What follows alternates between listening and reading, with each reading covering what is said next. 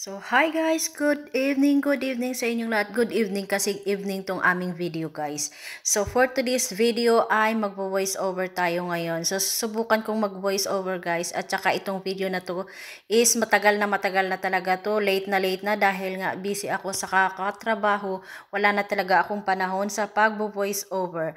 So, itong gabing ito ay naghahanda kami ng aming pagkain para sa aming bisita kinabukasan dahil nga birthday ko. So ako hindi ako nag-invite dahil si Neil ang gusto niya is mag-invite daw ako ng kaibigan ko sa trabaho. Sabi ko wag na. So siya na lang ang nag-invite ng kanyang mga katrabaho. So may pupunta ang kanyang mga katrabaho sa bahay. So ito naghahanda kami ng aming lulutuin. Yung kanya palang ginagawa is yung paborito niyang sausage roll. So alam nyo bang paborito niya yan sa tuwing may handaan kami, naghahanda kami talaga. Ganyan yung kanyang paboritong lutuin, yung sausage roll. So mabenta yan dito sa kanila, yung sausage roll. So ako naman, ang aking hinahanda dito sa videong ito ay maghahanda ako ng lumpiang Shanghai. So yan yung lagi kong niluluto, lumpiang Shanghai or dalawa lang ang lulutuin ko, lumpiang Shanghai at saka pansit bihon, yung pinaghalong yung bihon at saka yung canton, yun yung gusto ko. So magkaiba kami ng menu, iba yung kanya, iba rin yung akin.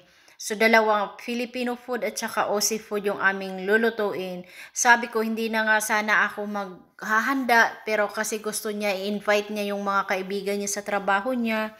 Tsaka luluwas din yung kanyang kapatid at asawa dito sa amin. Pinapunta niya talaga dahil sa birthday ko lang. So nahiya naman ako. Problema ko na naman ay sasakit na naman yung ilong ko sa kaka-English nila dahil alam nyo guys, kahit ilang buwan na ako, mag-isang taon na ako dito. So minsan hindi ko pa rin naiintindihan yung accent nila. So buti na lang itong asawa ko minsan. Pag hindi ko naintindihan yung sinasabi yung accent niya, pinapaulit ko sa kanya, so okay naman. Minsan tinatawanan niya lang ako. Minsan ako rin tumatawa dahil hindi ko nagigets yung mga sinasabi.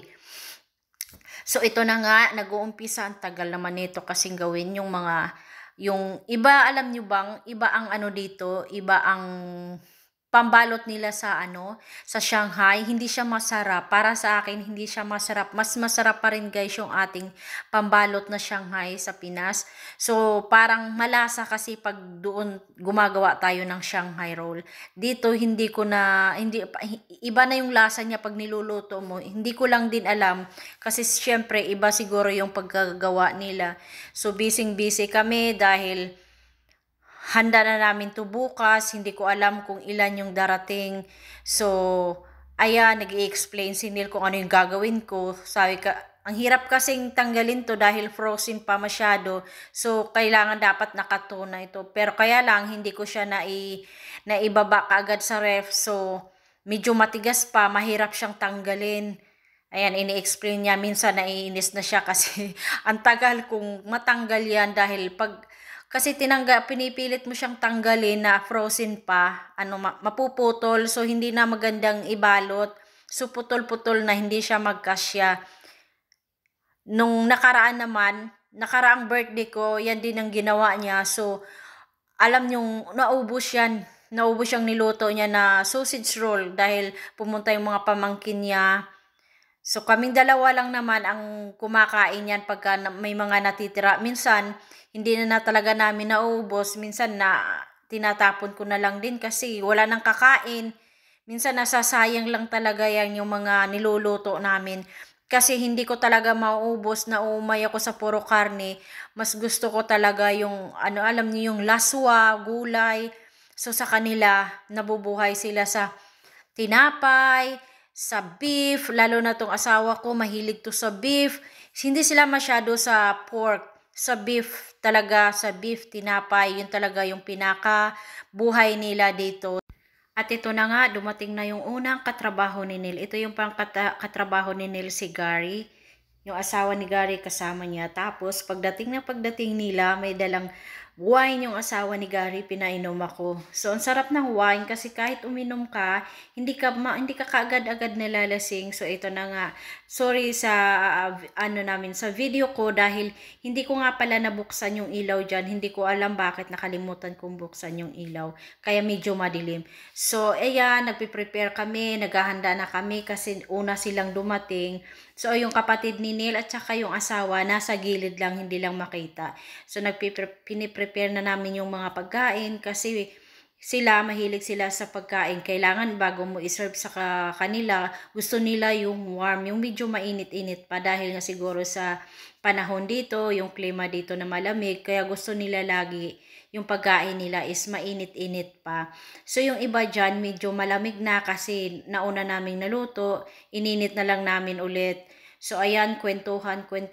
So, yung asawa ni Gary, habang pagdating umiinom yan, ininom namin kaagad yung wine niya. So tinagaya niya ako naman pagkatapos kong uminom, ayan, sinerve ko na yung mga niluto namin na pagkain. Ayan, binuksan ko na yung ilaw kasi naalala ko bakit ba parang madilim. So ayan na yung asawa ng kuya ni Neil. So, yan pala yung asawa ni Neil. Palagi yan sila dito sa bahay. So, ini-invite namin sila pag halimbawa birthday ko or birthday ni Neil. So, pag may ginagawa dito sa bahay, halimbawa naggagawa sila ng diking. So, yung kuya ni Neil, yung pinapapunta niya dito, kasi yun yung nakakaalam. So, ayan, kainan na kami. Yung isa niyang kasama nga pala is parating pa lang. So, hindi na namin maantay. Nauna na kaming kumain. So, ayan yung kuya niya. Sekreto ko tong kinukuha na ng video kasi sabi ng kuya ni Neil, ano yan?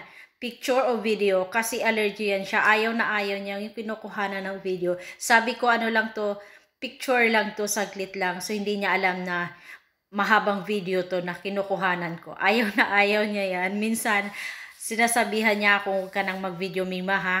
Sabi ko hindi to video. So minsan pinapatago kong kinukuhanan ng video. O di ba sarap na sarap sila diyan sa niluto ni Neil na sausage roll dahil yun yung paborito nilang pagkain. So ang dami naming handa diyan, may mga cake kasi bumili kami ng cake, bumili ka ng party pies. Ayan na nga pala diyan si Charlie, ayan. Sumunod na si Charlie kasi nga nahuli siya.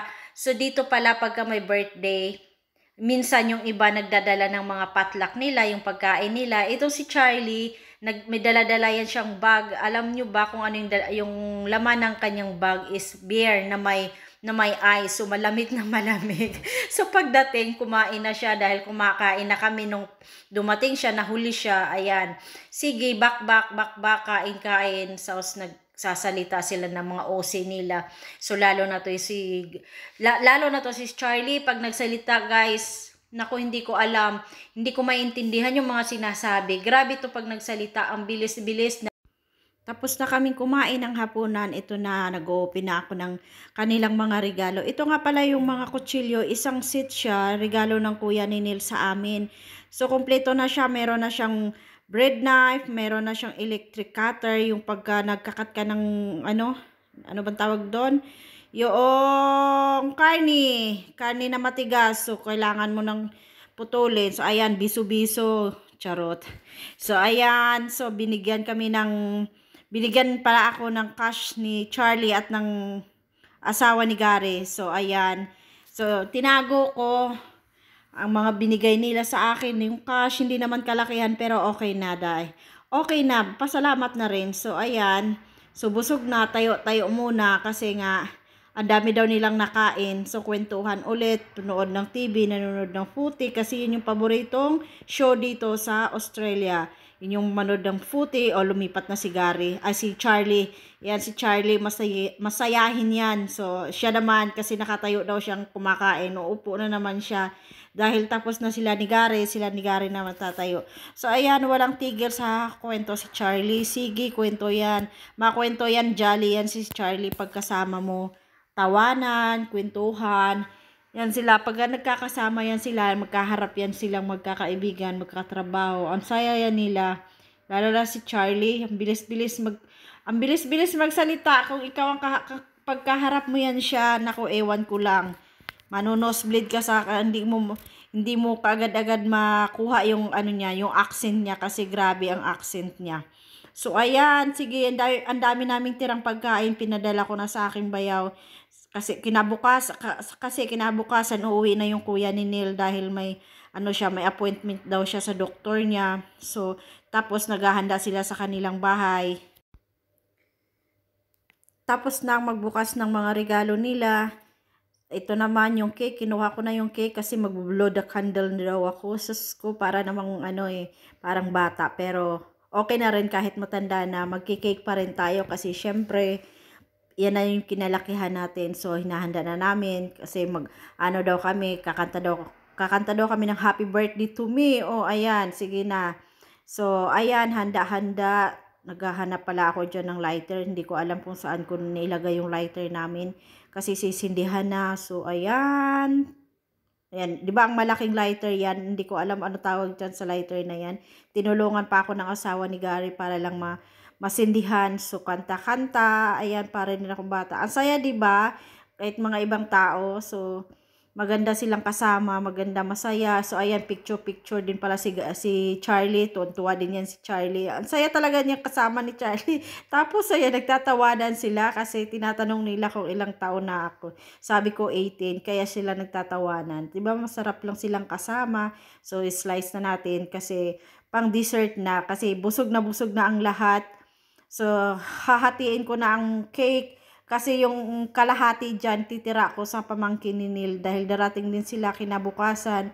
Dahil sa araw na to, sa araw na yan, hindi sila makakarating dahil nga yung asawa ng pamangkin ni Neil is flight attendant. So may duty siya.